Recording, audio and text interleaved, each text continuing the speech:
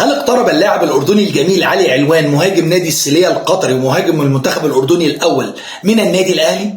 في الحقيقة أعلنت قناة الكاس القطرية أن حصل تواصل بشكل رسمي أن النادي الأهلي طلب شراء عقد اللاعب علي علوان من نادي السيلية القطري، ولكن نادي السيلية رفض العرض المادي لضعفه وقال أن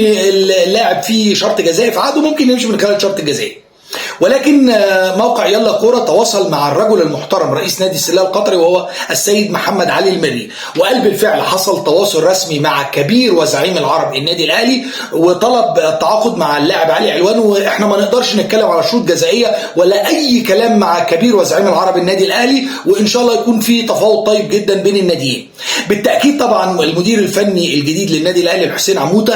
على علم بحقيقه مستوى اللاعب علي علوان، لانه كان مدرب للمنتخب الاردني لفتره حوالي سنتين، فهو عارف علي علوان عن قرب، واكيد النادي الاهلي مش هيتفاوض لشراء لاعب الا لما يكون واخد الموافقه الكامله من المدير الفني للنادي الاهلي. يا رب ان كان علي علوان هو اللي هيحقق لنا الاضافه ويكون هو القطعه المفقوده في سكواد النادي الاهلي، نتمنى ان يتم التعاقد معاه على الفور، وان شاء الله يحقق الاضافه ويكون من ضمن كتيبه وسكواد اعظم نادي في الكون النادي الاهلي. يا رب.